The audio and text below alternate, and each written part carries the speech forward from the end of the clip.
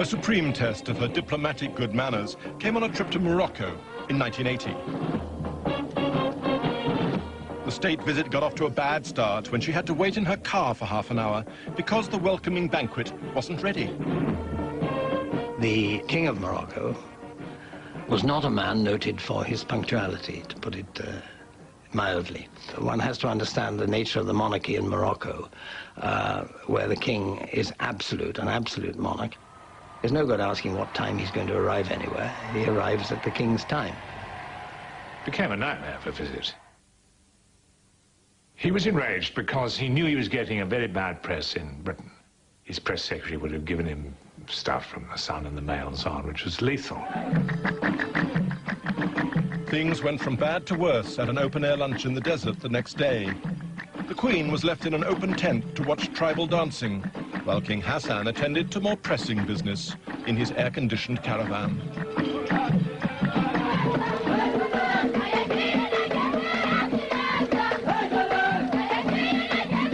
There was various displays which went on longer and longer. Excellent displays, but I think lunch had to be at 4. I think the Queen thought it was time to have lunch. It was about 4 o'clock.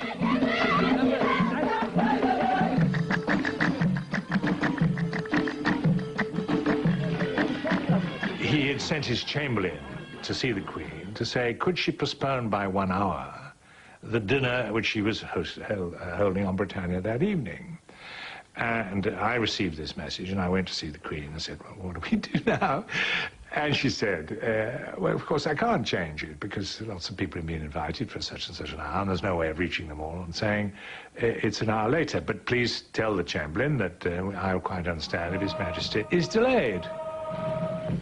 He arrived with some princes who had not been invited, and in a great rage because his suggestion had not been acted on. Absolute monarchs don't like to be disobeyed. The trip seemed on the brink of disaster. With the Queen, he conducted a fairly inane conversation about personalities. He was rather frightened of the Queen, I think, but with me, because he was in a furious temper, he was hissing in French. I'm not being treated like a gentleman. It's all going wrong. That steel mission we were talking about on the train this morning, I'm not going to receive it. I don't have time. And what's more, your ambassador has to leave Morocco tomorrow. And I was quite inexperienced then. I didn't know what the hell to do. The royal advice was, stay cool, keep smiling, and do nothing. And this was right, because the next day was all smiles and presents of carpets, and everything was fine. And the ambassador in question was knighted by the Queen on Britannia.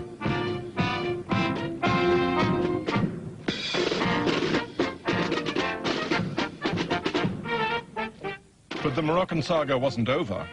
Protocol obliged the Queen to invite King Hassan back to London. Her Majesty's Foreign Office had learned from the first visit. They sent a special envoy out to Morocco on a delicate mission.